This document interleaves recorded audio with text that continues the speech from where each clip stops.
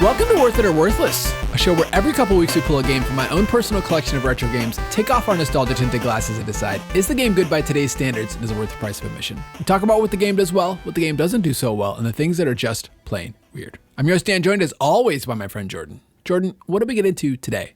Today we played Star Wars Shadows of the Empire for the Nintendo 64. Star Wars Shadows of the Empire is the story of everybody's favorite smug, sarcastic, money-hungry smuggler from the original Star Wars trilogy. You know who I'm talking about. It's Chewbacca's good buddy, Dash Rendar. Now, here's the thing. What do you mean money-hungry? What in this video game indicates that Dash Rendar was money-hungry? Okay, Dan, here's what you need to know about Shadows of the Empire. It's not just a video game. No, it's real It's a life. multimedia experience with a novel and a junior novel and a comic book series and a soundtrack and it's got a figures. What? This video game is a soundtrack? Yeah, it's got all this stuff. And so I didn't just play the video game today, Dan. I read the trade paperback series of like 6 comic books, and Dash Rendar is just Han Solo again with short sleeves. That's really their main difference. They both have a freighter that looks pretty much the same. Yeah. Well, no. I would say that the what is it? It's not the Ebon Hawk. We're in KOTOR mode. What is the ship? Oh, the Outrider. The Outrider. The Outrider looks more like the Ebon Hawk than it does the is basically Millennium just Falcon. It's just like a weird little variation on the Millennium Falcon. It's not. They're all pretty much the same. Yeah. When you got something good, you just run with it. Yeah, yeah. But I mean, he's basically the same guy. They had to figure out, well, you know, we're between movies and Han Solo is frozen in carbonite, but we need a character who is like kind of like morally ambiguous. Is he in it because it's the right thing to do or because he just wants the payday? And we need somebody who's gonna like be that kind of foil to Luke Skywalker's like super clean good guy. It's like Tony Stark to Captain America. You know, you got the clean cut guy, but you need somebody who's a little bit more morally ambiguous, who's like, you know, who's there for the girls. So here's the thing. You read this graphic novel. I did, series of comic books, whatever it is. None of that gets into the game really at all. Yes, it does. No. Oh, you mean like his personality? Yeah, just he just seems like he's a smuggler who's like helping out the Rebel Alliance. You're wrong, Dan. And then he sacrifices himself, spoiler alert. Maybe. Perhaps. Taking down Skyhook after he fights in the Battle of Hoth, and then he's saving Luke Skywalker. Come on, man! This is the thing. You really are like, this is just a money hungry. smuggler. Even in the game, he saves Luke. Like you do the little swoop bike thing, and you save Luke, and you get a cutscene, and Luke's like, we gotta go get Princess Leia or whatever. Yeah, and he says something like, I gotta earn my payday. Yeah, I gotta earn my pay. What about that? He's only in it for the money. No. He even says not because he wants to save Princess Leia. He's just Han Solo. Like, he's going to do the right thing, but he's also going to get paid. Now, he's got to get that bread, Dan.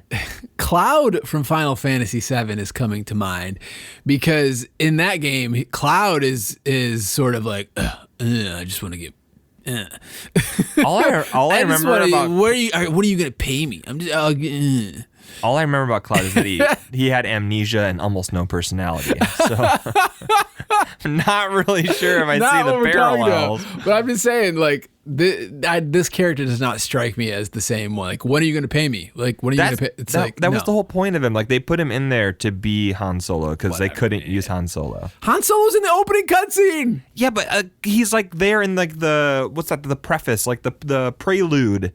You get him in like the little intro, and then the whole story, like he's frozen in carbonite. Anyway, we should probably explain what this game is and how it came to be, because it's an important thing that we're kind of getting into here.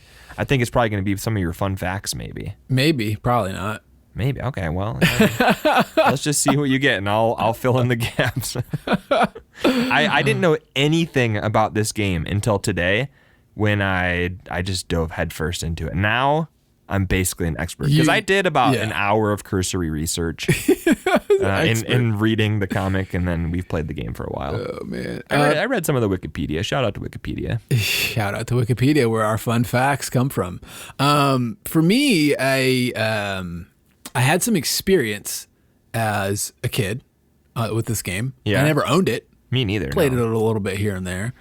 Acquired it at some point in my career, collecting retro games. Where does this game go on your gaming resume? Don't remember when this one got added, but I played it a few years back, and I was like, this game is not good. This is a bad game. And then forever on Discord, it's been one of these running things where it's like so many people like this game, and I never liked it. Yeah. And then I think for May the Force Be With You last year. Yeah, you streamed it on Twitch. I actually streamed this entire thing, and I was like, okay, all right. Now that I forced myself through it, it's like, it's fine. So that's where I'm coming in today, is like playing through this game for the second time. But anyways, this is a game developed by LucasArts. And then the N64 version was published by Nintendo, but it was published by LucasArts on PC. Yeah. So no surprises there. Nope. In North America, this game was released in December of 1996. In PAL regions, it was released in March of 1997. Japan, it was released in June of 1997. And then the PC version came out September of 1997 in North America, and the PAL PC version came out in February of 1998. Those are all dates. Those are all dates. This is the third top-selling N64 game of 1997 with over 1 million copies sold. And it was the third highest selling game of 1997 on N64. Wow. It was, of 1997. Yeah. Not N64. I know, of 1997. Oh, wait, no, yeah, no. It also says it was the third top-selling game of Christmas for 1996. Oh, well, there you go. So, yeah, I don't know. What great heights it achieved. Well, Jordan, the game was originally planned to have 19 levels, but it has 10 in the final version. Wow, that's a lot less. That's I would say about half. I'm not a math guy, but about half. And of course, Jordan, the final fun fact I have.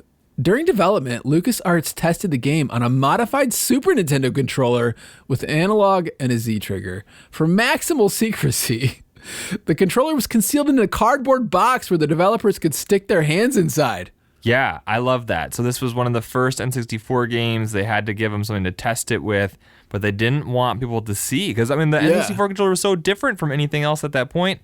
So they put it in a cardboard box. But here's I love that. The thing, Jordan. Did you see who designed this controller? No. Apparently, or this prototype or whatever. I think the Wikipedia said Konami designed this prototype. Wow. And loaned it out to LucasArts or something so they could test this game. It wasn't the Trident that we've come to know and love. It was a prototype. It was a prototype of the Trident. It was a Super Nintendo controller with the analog and Z but you wouldn't on have the bottom or something. I want to see this controller. We should look up. We should try to find it. Yeah, it's just gonna be a picture of a cardboard box with some holes in it. Yeah, but somebody's got to have this thing. No chance. Somebody has to. Maybe, I don't know. I think your fun facts were missing something really important here. Fun. No, they were fun. That last one was definitely fun. But I think so there was the Shadows of the Empire Wikipedia page that's just like for the whole multimedia experience. And then there's also just the video game one. And when you read the thing that's just for like the Shadows of the Empire event, I guess is what you call it, there's some really interesting stuff on there. The fact that the idea was to create a story set between Empire Strikes Back and Return of the Jedi, to explore all of the commercial possibilities of a full motion picture without actually making a movie.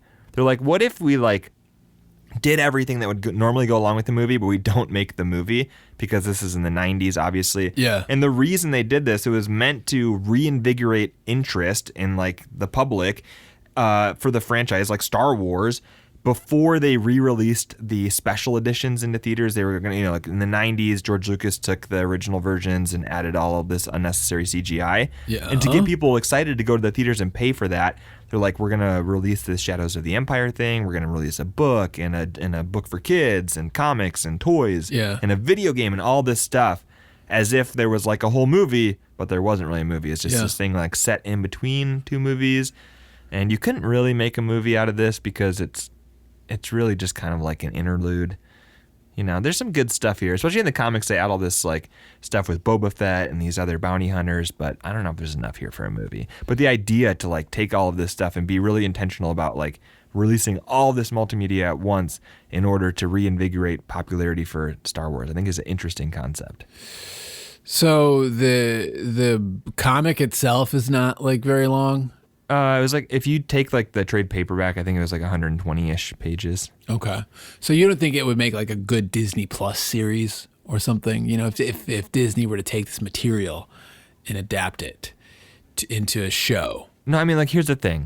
You're a pretty big Star Wars fan, right? You could say that. Yeah. Have you ever been like, man, I just really feel like I'm missing out on some important stuff that happened between Empire Strikes Back and Return of the Jedi? I mean, you got to understand, man, I'm a nerd. Like, I like the books. I like the stuff. So it's like I've always found it interesting when I've dug into, like, I don't know. I guess maybe they did that for the Clone Wars. I don't know if I've ever had that thought about between Empire and Jedi, but Clone Wars takes like 900 episodes worth of stuff and slams it in between two movies. So I guess you could do that for any of them. But yeah, but to be fair, it's like a 20-year gap. It's like the end of episode 3 is Luke is born. Yeah. The beginning of episode 4 is Luke is like 18. But no, but the Clone Wars, doesn't the Clone... I don't know. I've never watched the TV show. I thought it happened like between 2 and 3, all of Clone Wars. Okay. So Clone Wars, yes. Rebels. Okay. Oh, yeah. I'm sorry. You got Rebels and you got all this stuff. So I guess Star Wars does this, where they sneak in all this stuff. Clone Wars is great, though. You should watch it. I've heard that. You should watch it. Yeah, I don't know. I've tried to watch it. I've started it like 3 times and I've just never... There's too much of it. And it's a cartoon. Like, I understand... Says the Marvel fan. I understand that like adults enjoy it, but like it was made for kids, right? It's one of those that you can watch it as an adult or a kid and still I understand enjoy that it. You can watch it, but like, who was the primary audience it was intended for? It's a Star Wars show. You tell me. Star Wars is for everybody. Well... All right, I don't know. Maybe I'm wrong. I've just watched the first couple episodes a couple times, and I was like, I'm not really like getting that this is for me. It takes a little. I don't know. That's fair. That's fair. My wife has a rule that you have to watch 7 episodes of a TV show before you give up on it, and that's a lot of episodes. Although I think I've enjoyed Clone Wars basically from the very beginning. So anyway, I don't know. All that to say that this is a really unique thing for Star Wars that they tried, and it had some success, but obviously not enough success because they didn't go and do this more. Shadows of the Jedi. Is that it? No, they didn't make Shadows of... Never mind. I got what Shadows you're saying. Of the Empire. You're saying if they made another one. Gotcha. Yeah. I got you. All right. All right. With all that being said, are we ready to move on to what the game does? Did we say anything? Yeah, I mean, we said some fun facts, when the game was made, who it was made by, about why they made this, which I think is important. And that Disney's making a series. Are they? No. Okay. Dude, I'm lost. All right. Let's move on to what the game does well. Let's.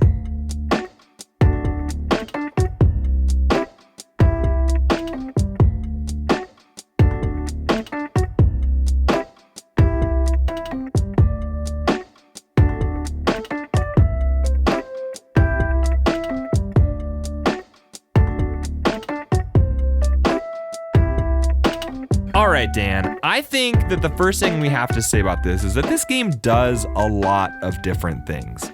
It does a lot of different things, and I was going to explain all the different things it does, but we have been a podcast for almost 4 years now, and since almost the beginning, every single time I post something about Star Wars on social media, one of our social media followers and now Discord member and I believe Patreon subscriber, Retro Librarian Gamer, reaches out and comments, like when I'm like, what's your favorite Star Wars game? Every single time, for like going back 4 years now, he always comes out and says Shadows of the Empire. So I was like, I gotta reach out to this guy and get the lowdown scoop on this game. Yeah. And what he sent me basically explains what I was trying to explain, but says it so much better. So I'm gonna read what he sent me here. The game does a lot of things, and this is how he describes it. Okay.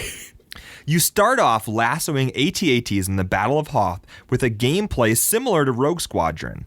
Then you're blasting stormtroopers as Desh Randar from a third-person perspective before shooting off in your ship, the Outrider, to take on TIE fighters like an arcade space shooter. Finally, later in the game, you race through Tatooine on a swoop bike, trying to stop a biker gang from abducting Luke Skywalker. You can even use a jetpack, in all caps he put jetpack. This game felt fresh, fun, and truly showed a young Star Wars fan that the future of 3D gaming was here. Playing this game as a kid made me feel like I was part of the Star Wars universe. I still play through it every few years as an adult. For this gamer, Shadows of the Empire will always be worth it. Wow. There you go. The game does a lot. And it does, I mean, it takes you through that. Like, you have the shooter, first person and third person. You've got racing and dogfighting. It's an adventure game. It's kind of like a puzzle platformer at some points. The game does a lot of stuff. One of the things that I actually have written down, the game does well, is the gameplay variety. Yeah. Pretty much exactly what you just said. You know, you start off and you're in the Battle of Hoth, and then you're like running through Hoth base trying to escape, and then like later on you're in your ship trying to blast down TIE fighters, and then you're on Tatooine on swoop bikes, and then you're like in the sewers and like swoop bikes, man. Yeah, video games bikes. love swoop bikes for some reason. I never even knew what a swoop bike was until I played Knights of the Old Republic last year. Yeah, it's you said third and first, but it's just two camera angles. You can switch between third and first. It's not just two camera angles. This game has a plethora of camera angles. You really only want first and third person cameras, but for some reason you also have like this above view that's not quite isometric. You have a cinematic camera that just changes randomly. Sometimes it'll be a close-up on your face. Sometimes it'll be like a wide shot. Sometimes it'll be in front of you and you're running towards the camera. It's almost impossible to play in cinematic mode. Yeah, but I would love to see somebody like try to beat this on Twitch in just cinematic mode. It would be a nightmare. Cinematic camera is like, wait a minute, what direction am I supposed to push? I'm running into the wall. I'm getting shot from around a corner now. Like, what is happening? And it's like, why? Like, why? The game... That's not even it. Like, the game even has, if you go into the options, there's an optional camera mode when you shoot the Seeker missiles for you to have the first person view of the Seeker missile. Yeah. Unfortunately, you also move your body while you're in that mode, and I ran right off a cliff and died the first time I tried to use it. So would not recommend. It doesn't come turned on automatically, and I have no clue what the purpose of it is, except for maybe like long distance reconnaissance or something. Yeah, as far as that like cinematic camera angle, I can understand if that would have been like a debug thing that they were putting in to like shoot trailer footage or something. You know, like, and they just forgot to take it out. Yeah, but it's just like, it's one of the, as you're scrolling through the cameras, like, I don't know. It's just, it's like, why is this here? It doesn't make any sense. You're right. It doesn't make any sense. Yeah, I don't know. It's funny though. I mean, it's not funny when you want to quickly switch from first to third person or third to first, and you have to scroll through all these other modes. It would have been nice if it was just third and first person. But I like that you have the option, because I did not like the default third person mode, but I liked that they gave you the option to have that first person mode. Well, I played the game a year ago, I think, in third person mode, and then like for whatever reason I was like, let me try this in first person, because the third person is kind of it's a little wonky, a little unpleasant with the camera. It's N64 cameras, but then in first person it's like, oh, this game is way better in first person. Oh yeah, it's a little weird because you can't see a gun and there's no reticle on the screen, but it's like, oh yeah, this is a lot more. It's just not dealing with the camera, I think, is all that it really is. Yeah. Or your giant character in the middle of the screen blocking, what you're able to see. But Jordan, the next thing I have that the game does well, just Star Wars. Yeah. Just Star Wars. Yeah. I mean, that's always a huge plus, right? We've played some Star Wars games that we didn't like, but this one, if this wasn't a Star Wars game, it was just like a random third party anything. I don't know. It could just be a game about a guy in space. Yeah. But the fact that it's Star Wars and you get these cutscenes with Luke and Leia, and you have Chewbacca and there's Boba Fett and all this, like the fact that it's just Star Wars, it makes it better. It's not even just like, oh, this is a licensed game. It's like, it feels like they got the Star Wars thing right in it. Yeah. Like just the Battle of Hoth and like the levels that you're playing in and the whole thing. It doesn't feel like they slapped the Star Wars license on something, it really Yeah. does feel like it was made for the Star Wars universe. And so it just does all the classic Star Wars things between, just the soundtrack and the characters and The sand. yeah. Well, we'll talk about the sand a little bit here, a little bit. I hate sand. I know, yeah. Especially on your swoop bike. It gets in the gears, it's coarse, it gets everywhere. The people, never mind. Sand people. Yeah, sand people. I'm sorry. I don't know. It's all right. Yeah. No, but Sand people make Dan giggle. It is what it is. It is what it is. well, you said never mind. It's just I don't know. I was quoting episode 2, and then you didn't seem to notice that I was quoting episode 2. And No, I mean I've probably watched it twice in my life. It's the worst Star Wars movie by didn't far. you recently say I hate sand? Yeah, I just Not did. on this episode. Yeah, it's a meme from the internet that I know about. It doesn't mean that I watched the movie recently enough to get whatever like inside meta joke you were trying to make. Dan, you got to stick with like the top level memes with me when it comes to episode 2.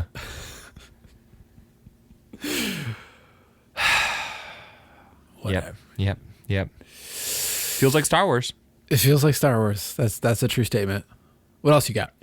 I think that like, okay. I said like the biggest thing is definitely that it has a lot of variety because that's nice. You wouldn't want to do any of these things for too long. But the next biggest thing, and probably like maybe equal to it, is the fact that this isn't just a game. The fact that it is this big multimedia experience. It's like a fun hole to dive down. Like I said, I didn't know anything about this game coming into today, and now leaving, I'm like, man, I feel like this is a cool little corner of the Star Wars universe that I got to explore. Yeah. Reading the comic book, like I mean, I think if you're gonna play this game, it's not like the best game to hold up in 2022 and be like, oh, this is a great game that's still worth playing. But the fact that you have this other stuff to explore alongside it, like if you want to read the novel or if you want to read the comic books alongside it and kind of get that extra depth, and it like really immerses you into Star Wars.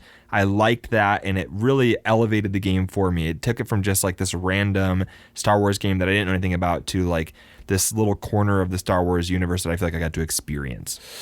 So here's the thing. You said, Dan, you consider yourself a Star Wars fan. I'm a hardcore Star Wars fan. Yeah. Like you got real angry about the sequels, like that kind of Star Wars fan. no. Like you took it personally. Oh my gosh, stop. I say that to say, I don't argue that any of the Star Wars films are like particularly like these phenomenal stories that are like mind-blowing. Yeah. But the thing that I adore about Star Wars is the universe and all of the corners of it that can exist and get explored. It's a great canvas to tell stories and to just be interesting about, like, I don't know, aliens and like all the way that Star Wars fans get into like the lore of Star Wars, like the literal lore, like down to the weapons or all these like alien species and stuff, all this stuff that exists on the internet or in wikis or in books. It's exactly what you're saying is what makes Star Wars so great. It's the fact that like, oh, there's this N64 game, but then there's all this stuff that's on top of the N64 game. And so, yeah, it's like, it's cool that, I mean, it's kind of what you were talking about earlier, how they tried to make this like a movie or like something to get hyped and sort of a new story. And I think it's just a great example of why Star Wars is fantastic. Yeah. My wife and I, we recently went to Disney World. We went for our 11th anniversary, and we went to the Star Wars land area of Hollywood Studios. And like just like hanging out there and like being around Star Wars and like being immersed in it and just like feeling like part of the universe is one of the coolest parts about Star Wars. And you get that every, whenever a movie comes out and everybody shows up. If you go to like the midnight showing, or they don't really do midnight showings anymore, but the Thursday night and like everybody's got their costumes, like you feel like you're part of an experience. And having that with this game, like I felt that today, like reading the comic books and like reading like all the backstory on Wikipedia and actually playing the game itself. It's just something about Star Wars where you're like, when you can really get immersed into it, I love it. I didn't get that experience with like our experience with Super Star Wars, the first 2 games we played, because it's kind of just like, here's a linear thing that I'm doing. But like when we played Knights of the Old Republic, and we're playing Knights of the Old Republic 2 right now because that's our next episode, things like that like allow you to really like feel like you're living in the universe are awesome, and I love that in this game. And well, not just the game by itself, but like the whole Shadows of the Empire multimedia experience kind of gave me a taste of that today. Yeah, well, I think part of the where this works better than like something like Super Star Wars is a very strange adaptation of the movies. That's like, kinda. Yeah. No. It's pretty surface. He didn't fight that giant boss that took up half the screen in Empire Strikes Back. And I mean, you get a little bit of that in this game too, where you're like, wow, why are there so many Wampas in the Rebel base? Why is there a Wampa in the desert? Yeah, but like if you think about like some of the boss fights from Super Star Wars, you're just like, that's not. That's like it's almost like the legend of Star Wars being told by somebody in the future. Like, it's like your grandma saw Star Wars like 40 years ago, and she's trying to explain it to a kid today. She forgot all the major details. She just remembered there was kind of like robots and monsters. But yeah, this works better just because the N64 gave it a little bit more like of the ability to be cinematic, and the cutscenes filled out the story a bit more. So I feel like, is able to do a little more than, Star Wars games of past. Yeah, for sure. What else you got, Dan? I have the checkpoint system, Jordan. Yeah, that's good. I mean, the fact that you can like stop at each level, that's a big thing. The fact that when you die, it doesn't send you all the way back to the beginning of the level. Sometimes it's like pretty dang close to where you just died. That's really nice. And that's what I mean is like, so you have lives in this game, and based on how well you're doing as you finish levels, it might like increase your life count or decrease your life count. But it sort of saves a checkpoint between levels of like, I had 5 lives when I started this level. But what I'm specifically talking about, since the gameplay can be frustrating at times, just because some of the wonkiness, it never felt, unless you ran out of lives, super punishing to die. Because all the enemies stay dead too. There's times where we got like 26 minutes into the Boba Fett level and then lost all of my lives, and it's like, okay, let's just move on to the next level. I'm not doing that again.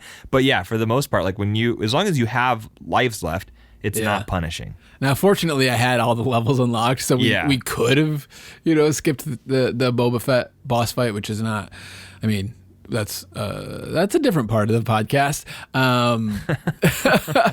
But yeah, I was relieved when death wasn't horribly punishing in this game, because this game has its moments. Yeah.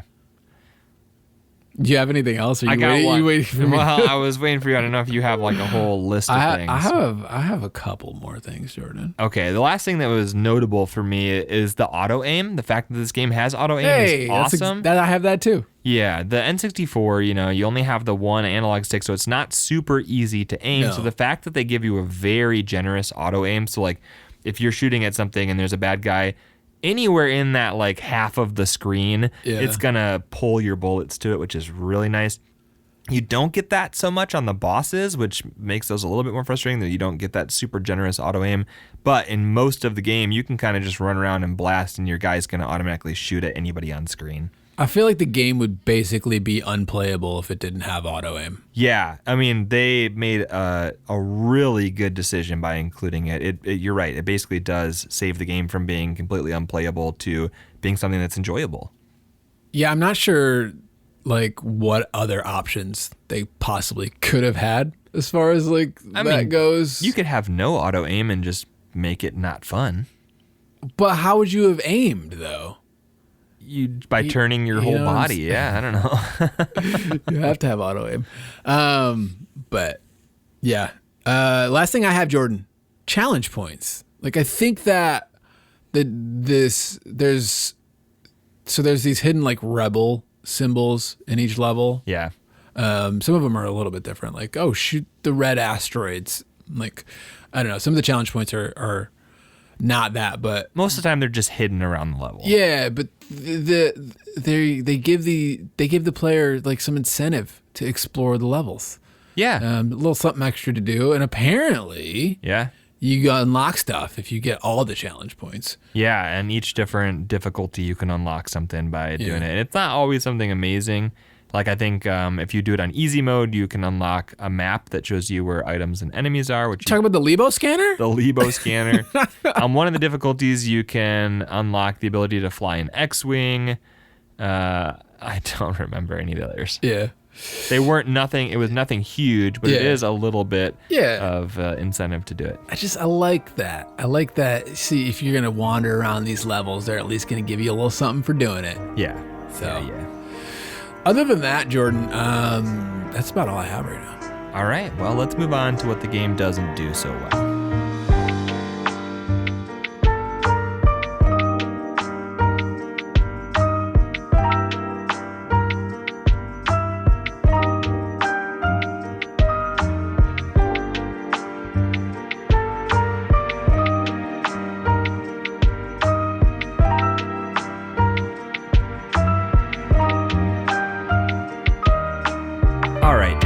And almost a twin to my what the game does well, and that it does a lot of stuff. It's true, it does a lot of stuff, but it doesn't do anything super well, unfortunately. So, if you're like, oh, I want a Star Wars game that's a shooter. Well, Battlefront is a better shooter. And if you want a Star Wars game that's a racing game, well, Episode 1 Racer is a better racing game. If you want a game to fly around in spaceships, the Rogue Squadron games do that better. And if you want an adventure, Knights of the Old Republic is going to be better for you there. So it does a lot of stuff, but it doesn't really do anything super well. It's kind of a jack of all trades, master of none. Okay, I see you. I'm trying to process how I feel about you being like, other games are better. It's Star Wars. There's over 100 Star Wars games. If you really want a Star Wars game that does something, you have the option to play that. That's true. I think what you're saying plays into my first point well, and that is N64 jankiness. You got the camera and the controls and the sort of wonky aiming. I don't know sometimes. If that really does play into what I'm saying, because two of the other examples I gave are on the N64 and do it better. The fact that this is an early N64 game, one of the earliest N64 games, really hurts it because, well, it probably doesn't really hurt it. It's just that the later games learned from this and they did stuff better. Well, I think the camera specifically is something that hurts this game a lot. It does. It really does. With like Episode 1 Racer and I think Rogue Squadron, I'm not super familiar with Rogue Squadron. I think the camera is probably less of a factor in those games because you don't need to like move it around in the same way that you do in this game. No, yeah, like even like the flying and like when you're flying a ship and battling and stuff, it feels so much better. They definitely dialed it in a lot more in Rogue Squadron, which makes sense because the entire game is that. They're going to spend a lot more time dialing it in.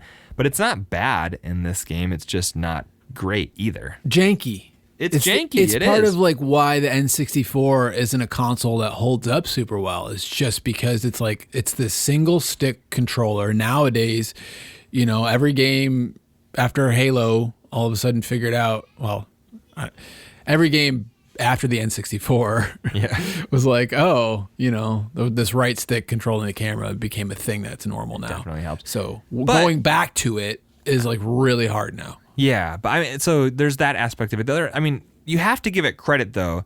If you played this, like if you got an N64 and this was the first game you had on your N64, it is a massive, like absolute light years, leaps and bounds better than an experience on the Super Nintendo. It's like you're doing stuff that you could never even imagine on the Super Nintendo, and it's pretty sweet.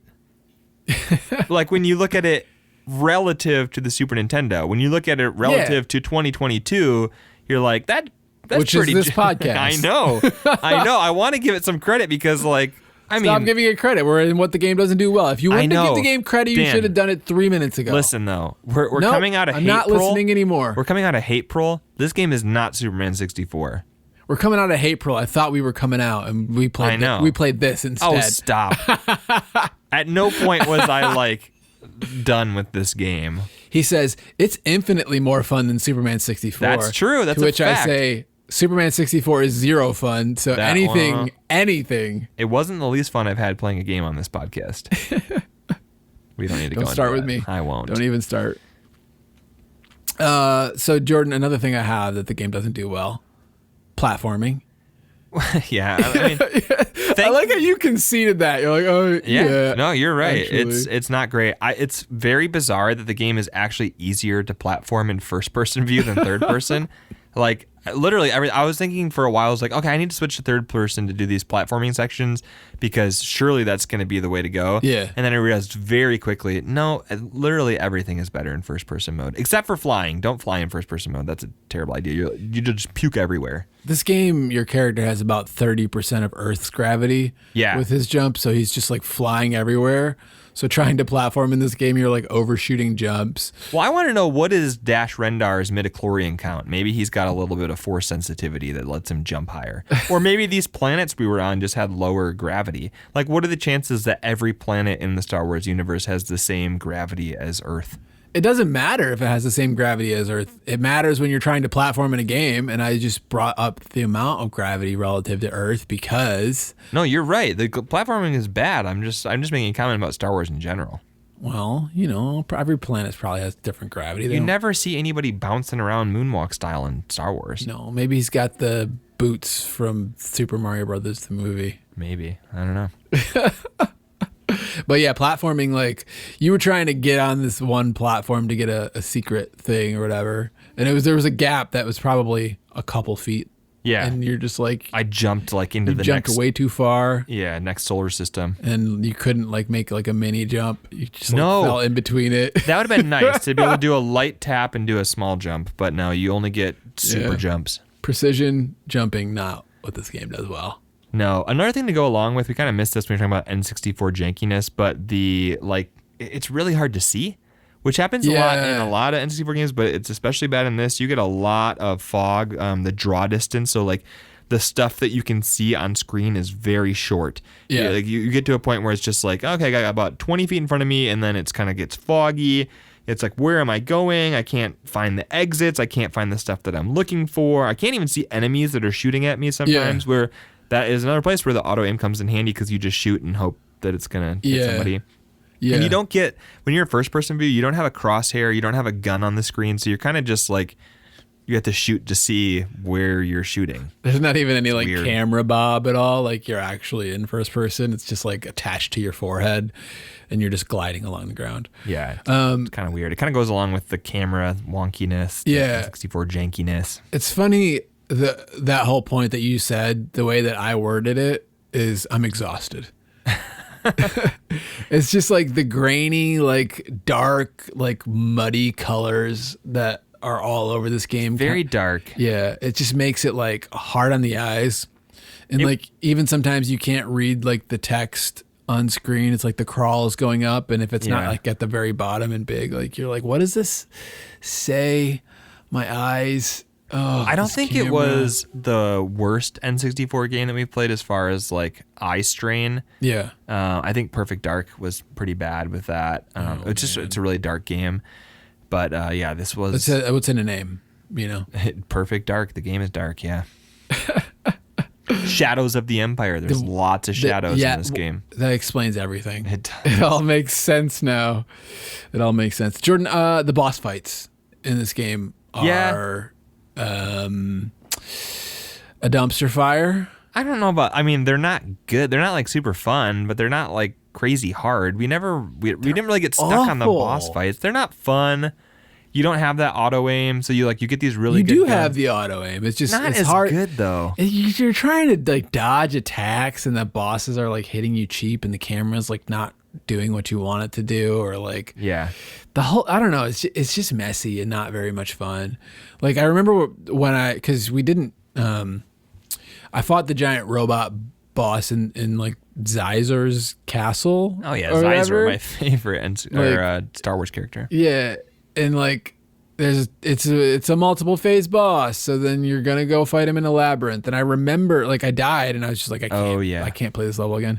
But I died, and then it was like I am pretty sure I like cheesed this fight super hard when I was streaming it. And there are ways to do that because Same thing with the Boba Fett fight. Yeah, Retro Librarian Gamer told me there's a place you can stand where his ship can't hit you and you can just take it all the way down. Yeah, it's like It's not great. It's not great. I don't want to have to cheese boss fights.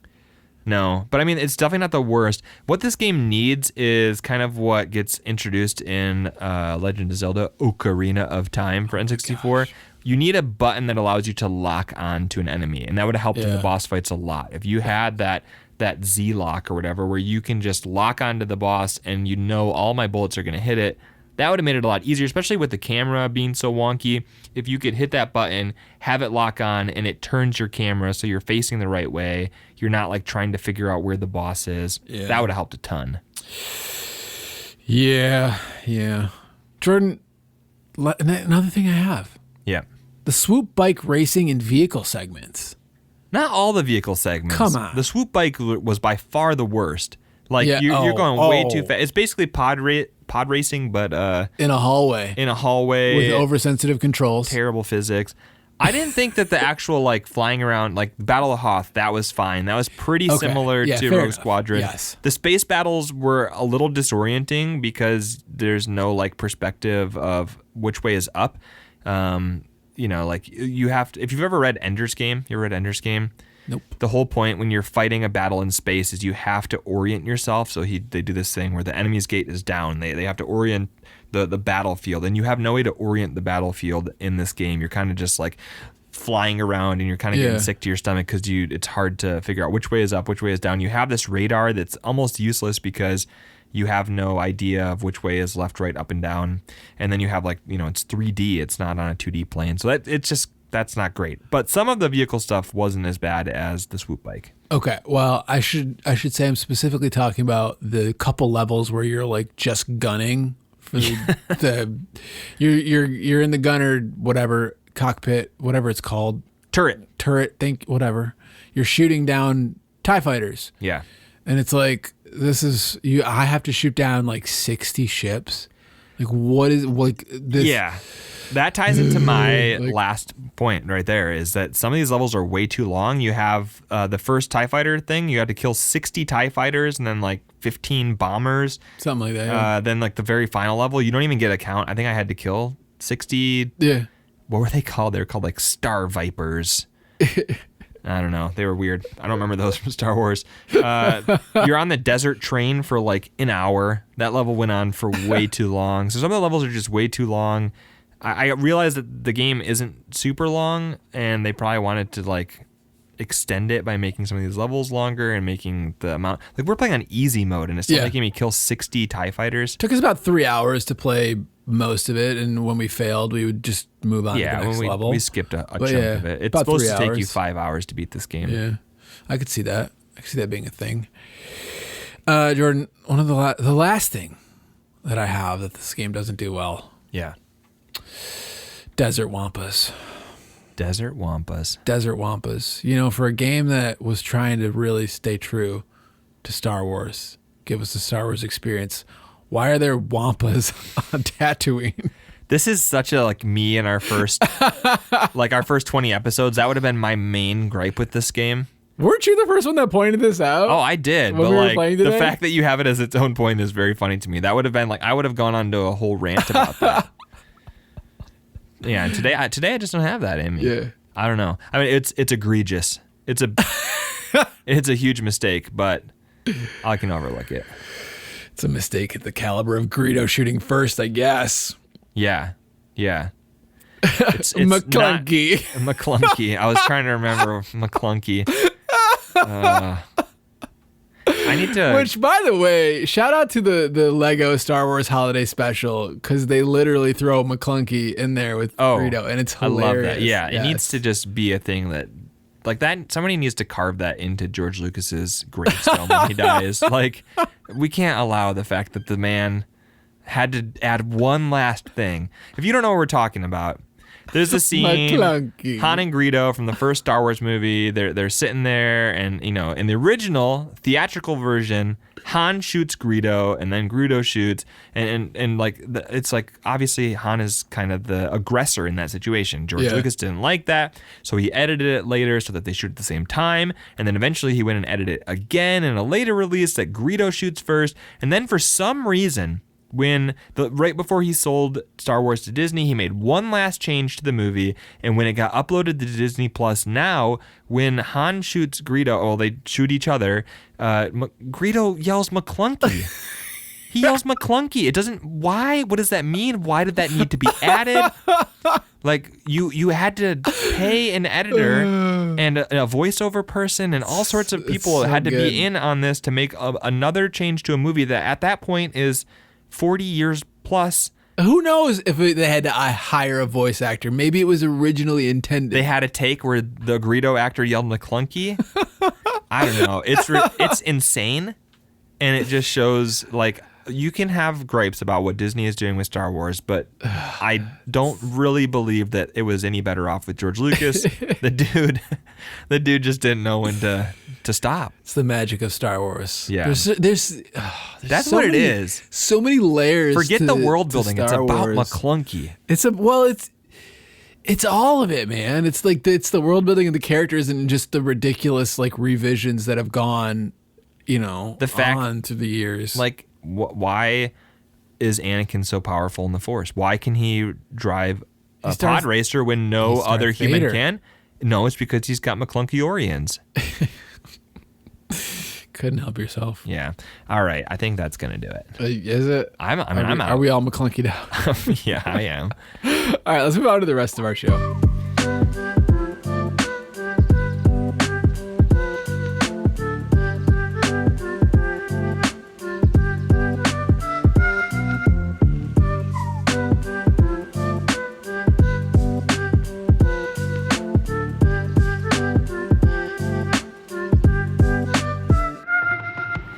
All right, Dan. What would you pay for the experience that you just had with Star Wars Shadows of the Empire? All right, as I tune into the Force here. Oh, you're one with the Force and the Force is with you? Yes. That's from my favorite Star Wars movie, Rogue Squadron. As I sense my midichlorians, $6 is what that sounds like too much, but that's what that sounds like too much. It sounds like too much. Oh man, but that's in my gut at the moment. Yeah. Let's see. For me, this is the thing, Dan. This is the thing. Tell me what the thing is. I had a lot more fun reading the comic. Yeah. Well, no surprises there. And there's a novel. Like, I probably would have had even more fun reading the novel. Yeah. Than the comics. So it's like, I don't know. Like, if this one had like a a lot of these old Star Wars games are getting re-releases on the Switch, and like maybe they'd find a way to improve it. You'd have the dual analog support maybe, but like, I don't know. Like, it was fine. Like, I really did enjoy like being immersed into this little corner of the Star Wars universe, but I don't feel like the game was a much more shallow experience than the comic book. So like, I'd rather go buy the comic books. Do you think you would have felt differently if you had not read the comic before? I don't think that I would have enjoyed it really. Like, I'm coming away with an overall positive view of Shadows of the Empire, and I think that I would have had a negative view if I hadn't like dug into the story, like dug into like the rest of this experience. That's interesting. Yeah.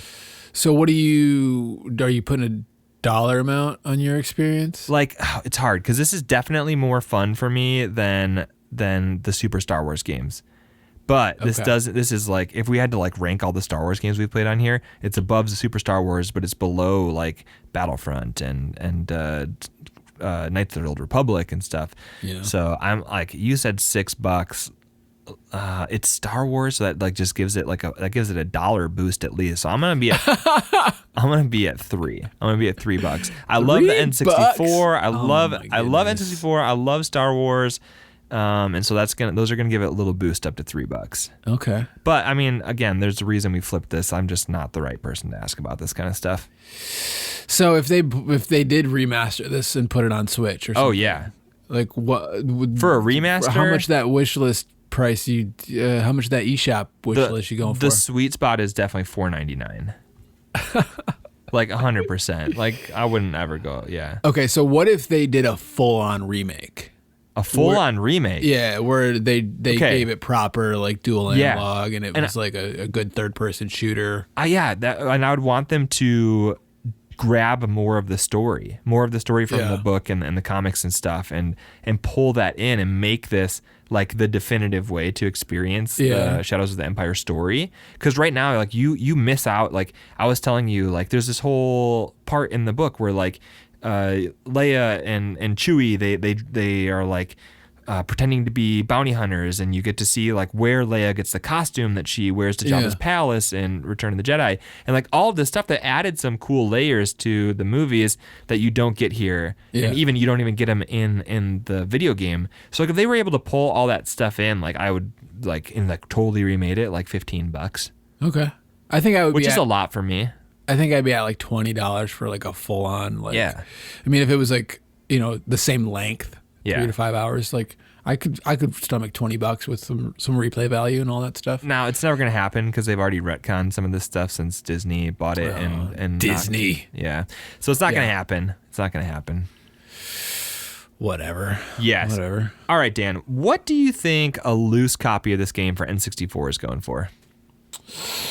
So it was a launch title. Yeah. I feel like this is a very popular game. Really? I didn't ever know anybody who had this. Yeah, I feel like it's one of those. I mean, maybe it's just because the Discord server or whatever. Yeah, we have a lot of people on Discord who love this game. A lot of people on Discord love this game. I think growing up, I remember being around kids who loved this game in school. Yeah, well, I mean, Star Wars in the mid '90s. How could you not? Yeah, well, I didn't get into Star Wars till like way later. So. Oh, really? Really? Dude, we had the VHS tapes. We wore those things out. I was not. My parents never like really exposed me to Star Wars. I didn't get into Star Wars till after Episode 3, Jordan. Gotcha. Yeah, my dad loves Star Wars. Yeah. I came to Star Wars a lot later. So I feel like it's not one of those rare games. I feel like it's a licensed game. It is a licensed game, but that doesn't necessarily mean always, yeah. Something. I'm feeling like $12-ish is somewhere where this one's sitting. 12, 14, something like that. That's a pretty good guess. PriceCharting has this one at $14 loose. Yep. What do you think about a complete copy, N64? Complete N64 copy. I mean, if it's $14 loose, that probably tells me somewhere in the $60 range for a complete copy. Man, you just bullseyed that womp rat. Yeah, right, man. That was $60 exactly. Well, I think it was $59.99 on PriceCharting. Okay. All right, now we got PC. There was a PC version too. Do you want the loose? I know you get weird about disc stuff. Loose or complete? By loose, do you mean just the disc? A download on like GOG or Steam? No. Because that's about $4, $5, $6. No, this is like the actual. If you want a PC version on the disc. So if you wanted a PC version on the disc, I would tell you download it on GOG or Steam instead. Yeah, well, I don't think computers can probably even play those anymore, right? If you had Well, I think there are people out there who like to put together old computer hardware and stuff. Okay, then we're going to say complete because you're going to want the whole big box and everything. With the jewel case. No, they came. Remember, like back in the day, PC games came in like big cardboard boxes that were like the size of like a dictionary or a cookbook. I have no idea how to even guess that, but so I would say like $23 for a big box PC. No, $20. Oh, yeah. Okay. Yeah. All right, Dan. What about our friends in the PAL region? Do they like Star Wars in the PAL region? Everybody likes Star Wars everywhere. Yeah. What do you think? I'm gonna say it's probably about the same, like $15. Yeah, exact same. $14. Where you get a deal on the PAL region is a complete copy is only $33 there. Ooh. Yeah. All right, here we go. There's one last version of this. It recently came out. Limited Run Games released a version of this game. How much do you think a Limited Run Premium Edition complete copy goes for? So when it comes to limited run stuff, it always tends to be expensive. Yeah. They actually had 2 different versions. There was like a limited edition and a premium edition. This is the premium edition. The premium edition. What was included in the premium edition? I don't know. It was like a fancy looking box, and you had some cool different artwork. Didn't it come with a fanny pack? I don't know. And some flip flops or something? Maybe. I have no. That sounds like something that could be in there. You had Dash Rendar's fanny pack, right? It was actually Dash Rendar's dashboard. You actually got a whole dashboard from a vehicle. I think it was like a 2002 Toyota Camry. 2002 in a game that came out originally in 1996. Man, I feel like $130 probably is what that's going for. You have to be a hardcore fan to buy this one, because if you want that limited run premium edition complete, $293. $290. There must be more to it. Did you look up the price of the basic? It was closer to $100 for that. Okay, so that's what I was thinking you were talking about. Well, I mean, I don't think this is fancy the premium edition. I don't was, think you Jordan. can go like buy this right now. I think like they released it and like that's called limited run games. Maybe you've never heard of them. No, I don't know anything about. Why would you ever assume that I know anything about you just video brought games? them up. Well, this is my thing. I have to do is ask you how much do the things cost. All right, I'm still learning. Man. This is a learning on the job experience, right. Dan. Now I know in the future I need to figure out what sort of flip flops came with the premium Maybe. limited edition release. All right. Fair enough. Whatever, man. Fair enough. All right. So this is a $14 game. It's a $14 game in North America. It's a $14 game in the PAL region. It's only like $7 in Japan. Yeah. Yeah. That's entirely like at least to the tune of 100% too expensive. You're saying it's worthless. Yes. Yeah. I mean, you said $6. I said $3. I would say check out your local used bookstore, pick up a copy of the novel, because you can probably get that for about $14 or less. I mean, used paperbacks. If you got a good used bookstore by you, ours are usually like half of the list price. Yeah. So. Yeah, you won't have to worry about the janky camera if you pick up the book. No, well. To be fair, when you're reading a book, the camera is whatever your mind imagines. So if you got a janky brain, you could have a janky camera. So don't go telling people. Well, the textures will be better. Maybe. Dan, you don't know that. It's like you're promising people, they're like, I'm going to read this book and it's going to fix my brain camera. I'm just saying, don't the textures in your brain override the pictures on the page? Some people got a smooth brain. They don't have any texture. That's just how it is, Dan. All right. Whatever. It's worthless. Do we have trivia? I'm going to say worthless. Yes, we do have trivia. We got some good trivia submitted by Retro Librarian Gamer. This is good. So this is some real stuff, Dan. I hope that you read the Wikipedia page. I hope that you really did a deep dive on this. All right. We got 2 here. Number 1.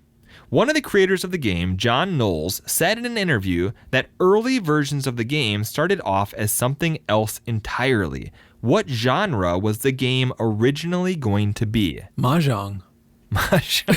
It was way different. All right. Was it going to be a noir mystery, a western, a real-time strategy game, or a planet-hopping monster hunting collectathon? So a noir mystery. Is that a spaghetti western or just a regular? Just a regular western. I don't think they had spaghetti in a galaxy far, far away. Or at least not a long time ago.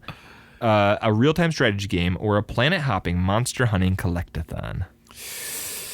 The real-time strategy thing sounds interesting to me, but... Those would be super good on the N64. Yeah, well, they usually... StarCraft 64 is a thing. And so was Command & Conquer 64. Yeah. But I remember as a big Command & Conquer PC game fan, I did not like the N64. Can't imagine how a PC real-time strategy game fan would... not like a console port of a real-time strategy game. Can't even... How is that even possible? I don't know. It would be interesting, though. All right. So you said it was a western or a noir. I think it was a noir. That sounds like... Right? That seems like it would fit in with Star Wars. But the way that you're looking at me now. Here, I gotta cover my face. I'm giving you too many facial cues. I'm going to change my answer before you tell me that one was wrong. What are you changing it to? Spaghetti Western. A planet hopping monster hunting collectathon. No, it's a spaghetti Western. No, just a Western, just a normal Western. And you can see the influence left over from this in the junkyard train level. I don't know if I'd want a whole game of that. What? Yeah, I guess that was the leftover. That was the Wild influence West of Star the Wars, Western. was Yeah. the junkyard. Yeah, definitely not the desert planet. That's why there's got to be. That's why the Wampas. I mean, the Western thing checks out because Mandalorian is basically just a Western, and everybody loves that. Yeah. I mean, most people, not everyone. Right. Some people hate it. All right, it's Star Wars. There's always going to be people who hate whatever is new. Even All the people right. who like it hate it. Yes. So you didn't get that one. Here we go. Yeah. What are you talking about? I didn't get it. Nah, you wouldn't have got it if I didn't make a face. All right, we'll say you got it. Whatever, man. Dan, question 2. Creator John Knowles and the development team got feedback on the game from Shigeru Miyamoto. What needed work in Shigeru Miyamoto's opinion? The IP. Listen, you guys, no, the problem is Star Wars. We should make this a Mario game. It's all about Mario fighting Darth Vader. All right. What did Miyamoto think needed to be fixed? Was it the music, the game physics, the camera, or not enough puns? It's like, I like this whole Skywalker thing. What if there were more puns? Like, because you get it, he's Skywalker, and he flies a spaceship. We need more of that. You didn't say what I thought you were going to say with that. The music, the game physics, the camera, or not enough puns. What else does a game need? Those are the only things you need. Music, physics, camera, puns. Music, physics, camera, pun. It's definitely not the music, and it's not the puns. What are you talking about? Everybody knows the weakest part of Star Wars is the music. Yeah, everybody, clearly, yeah. Because Miyamoto, said that the character needed to be animated, basically. Like, when he was, idling, he kind of needed to, bob. Oh, yeah. And it didn't end up working out. Oh? So they had, they basically scrapped some motion capture stuff that they tried to implement. So camera or physics, neither is great. Either one of those would have been a great recommendation. Man, I would. Goodness, that's like a complete toss-up. I feel like. Well, you gotta pick one. I gotta pick one. Yeah. I'm going with both. He just didn't like the game. He's trying to help him out. He's like, you have to pick one of those two. There's literally nothing on the line besides your pride, and I am keeping score. I'm keeping track of all these. Oh, I've started putting them into the spreadsheet. have you? Yeah. Did you really? Yeah, they're all. Yeah, since we started trivia, I've been putting them all in the spreadsheet. I don't know if you're kidding or not. I'm not kidding. I need you to actually put in an equation because I don't know how to do that, so we can track your percentage. Okay. I'll have to try. We'll go on the honor system then. What I do you hope mean? when I'm actually right, you say that I'm right. Yeah, of course I do. I don't know. What's the point of having a spreadsheet if it's not accurate? For anybody, to go a quick aside, if you've been listening to the podcast for a while, you might remember the spreadsheet that we used to allude to. Yeah. About tracking what we've said. We said we should all do that. stuff. And we were like, we're never going to do it. And we're actually doing the spreadsheet now. Well, our 100th episode is coming up later this Yeah. year, and we need facts. We need the data. We need data to be able to do what we're gonna do. So we got to figure out, the spreadsheet's almost ready. it's getting there. It's yeah, getting there. I've Jordan's been doing work. I'm been proud of him. putting it in. Yeah. So back to the puns in Star Wars. Physics or camera, Dan? We're clunky, man. Just give me physics or camera. Just pick one. My right hand. What does that mean? Whatever answer is in my right hand. I'm trying to logic this. I What should could it never be? have told him that I was keeping score because now he's gonna. No, it has nothing to do with that. I'm really trying to figure out because it's the N64. The physics are garbage in this game, but the physics are not as well. I guess they are relevant with the jetpack. Oh my gosh, Jordan, let me Dan. figure this out. Oh, this is killing me. You shouldn't have made tough choices then. I know. I'm gonna just do all joke ones from now on. The camera definitely needed to work in this game. You got it. You said it. It's the camera. Congrats, Dan. You're 2 for 2 this week. No, it's the camera. It was the camera. Miyamoto insisted. Do you want to hear his feedback? This is what he told them. Miyamoto insisted that the player's feet should always be visible. What? Yeah, that's what he wanted. The player's feet had to be visible. That was the problem. What? Yeah, they always got to be visible. All right. So apparently it used to be more of like a 3/4 view or something. I don't know. It's weird. Maybe, well, he fixed it then, right? I guess, because you can sure see those feet. Yeah. All right, there we go. That's trivia. You got them 2 out of 2. Thank you, Retro Librarian Gamer, for sending in those fun facts as well as your experience with the game. Remember, you can always send us in trivia for any game that we've played before, or if you know what we're playing next, you can send us trivia for that too. And if we use your stuff on the show, I'll send you some stickers in the mail. I haven't sent them out in a while because I've just been coming up with trivia. We've had a few people who have been sharing trivia that we've used multiple times. So if you want some free stickers, send us some trivia. And if it's great and I use it and it checks out, maybe we'll hook you up with some stickers. If it checks out. That's the level of commitment if I'm I at can right fact check it. Jordan, what's next? We're playing Knights of the Old Republic 2. It is, yeah. I'm excited. I'm enjoying it a lot so far. Did we far. say this is officially May, the Force be with you? Probably not. It's May. It's May. It's Star Wars. It's kind of, we've been doing this for 3 years now. How about we make that our fun fact of the episode that you didn't bring today? Fun fact of the episode. We do terrible episode puns. I was so excited for Star Wars that I forgot. I just forgot about it. Yes, May the Force be with you. It's great. I'm gonna have Star Wars games this month. I'm gonna have to have a really good fun fact of the episode next episode to make up for missing it this time. So we're finally getting to Knights of the Old Republic 2. I can't wait. I've started. I'm a couple hours into it, and I'm already like, yes. I'm Dan so ready for this. Is 2 hours into it. We're recording in a couple weeks. I'm 17 hours into it. I have a lot better feeling about my experience. I have a feeling that Dan's going to try to cram this game into about a week. Yeah, it's gonna be an experience. It's gonna be May. We always do this though, like when we play these really long RPGs. We don't speak for yourself. No. You do it too. I'm 17 hours into the game. We're marching. It's like a death march to finish the game in time.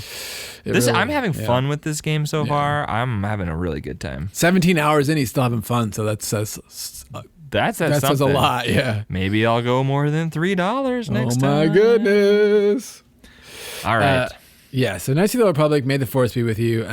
We also, Jordan, we got the eShop apocalypse. We do. That's still a thing for at least a couple more months. More months? Well, yeah, because eventually they're going to close it and we're going to not have to do it anymore. In Super Mario 2023, we're not going to be able to do this anymore because our dear, sweet, bouncing baby Wii U eShop in 3D. Somebody on Discord pointed out that as soon as the eShop closes, they're probably just going to put all this stuff on the Switch, and this was going to be the most irrelevant segment, but who knows? No, because here's the thing. Here's the beauty of that Wii U eShop. What? TurboGrafx 16 games. Like Konami's throwing a bunch on there. See, the problem is you can't get access to all the stuff that's on there because it's not all up to Nintendo. You're not going to find Pocky and Rocky with Becky in the, maybe you will, when the Nintendo Switch Online GPA. Yeah, I don't know. Jordan, today we're talking about Final Fight 3 for the Super Nintendo. Okay. That's a rare video game. How much do you think that you could pay for a physical cartridge for Final Fight Part 3? So I remember, I could be wrong, but when we covered Mighty Final Fight on the show, which that's a throwback, we covered Mighty Final Fight for the NES. It was one of the most expensive games that we ever played on the show. I have a feeling I remember that one being like, I think that the complete copy was like $900 or something. It's something ridiculous stupid like that. So I'm gonna say Final Fight 3 is probably like $300. I think that's what Mighty Final Fight was. Maybe that's just like a super expensive series for some reason. It's not that bad. Okay. It's not that bad. This one, when I checked PriceCharting today, only $191. Okay, that's for that cartridge. $200 is bad for a Super Nintendo beat 'em up. We love beat 'em ups though. We love beat 'em ups, but a beat 'em up is a game that you play and you're done within an hour. You should not be paying $200 for it. Maybe. I don't know. Okay, well, if I'll go pick this one up on the eShop and I'll let you know if I would be okay. Have you bought any of these games on the eShop? Don't worry about it. I will. You spent more money Jordan, on here's the platinum thing. point shipping in the last month than you have on buying video games off the I'm eShop. buying every game that I've brought up on the eShop Apocalypse. Don't even do this You're to me right going now. to. You haven't yet. So here's the thing. Here's the thing. They're going to close the eShop. Closure Like, happened. no. I was like, I'm going to add like an eShop part to my budget and like start picking these up. Yeah. And now it's just like a pile of games that I'm like, I need to pick up a bunch of games. It's going to be okay, but expensive here's when the I do. thing. Yes. Do you need Yes. Pocky and Rocky and Becky? Yes. With Becky. Yeah. Whatever it is. Becky is what makes that franchise. I'm just saying, like, sometimes some games are just like, wow, yeah, I need to have this game because it's an expensive game and it's good. Some games you're like, I need to have this game because it's an expensive game. It's Pocky and Rocky and Becky. You're never going to play it. It has to be good. It's expensive. That's the rule. Final Fight 3. That's the rule in retro gaming. If it's expensive, it's good. No, it's not true. He thinks I'm not being true. serious. He's looking at me with a sincere look on his face right now. Okay, listen, I've been doing this podcast for 4 years, and sometimes I feel like I understand you people. And other times, I don't have any clue what's happening. When have you ever felt like you understand retro game collectors in the history of this podcast? No. There's times when I start to feel like I'm part of the community. That's not understanding the community. And then there's other times when you say, I need to own Pocky and Rocky and Becky. Or whatever you just said that confused me. Dracula X, Harvest Moon, Final Fight 3, Minish Cap. These aren't. Okay, I wasn't ridiculous sure games. I thought you were doing one of those things like man, woman, camera. No. Like eShop Apocalypse. Get them now before the fire sale is over. All right. Well, how many more months do we have to do this for? A year? No, I thought it ended soon. I thought you said you couldn't add more money. No. I believe in May, you can no longer use credit cards to make purchases. And then I think in August, you can no longer add funds to your wallet. Why did I ask? So you have to... Why do I show up for this podcast? All right. Yeah, you should get Mighty Final Fight Part 3. That's not a thing that exists, but... Go get Final Fight, or just buy some other beat-em-ups. Which ones? Yeah, like lots of them. Go get the Capcom beat-em-up collection. Go get Castle Crashers, and you'll be set. Whatever. We won't go there. Pretty sure Final Fight's on the Capcom beat 'em up. It is. Yeah. Yep. All right, we did it. We did Shadows of the Empire. Yeah, Star Wars. It's a video game. It's worthless. Don't play it. It's not. Don't even read it. It's horrible. No, you could read it. You could read it. You could. Don't ever watch Star Wars again. No. Why do you say things like that, Dan? All right. Thanks for listening. Bye, guys. Bye. Guys, thank you so much for listening. I hope you enjoyed the show. If you did, we'd greatly appreciate it if you left us a rating or review wherever you're listening, and if you shared the show with other retro gaming fans in your life. If you're looking for more retro gaming content, check out worthitoworthless.com, where you can find things like reviews, guides, game recommendations, and of course, all of our relevant links. I hope you have a great day. We'll see you in 2 weeks. Thanks.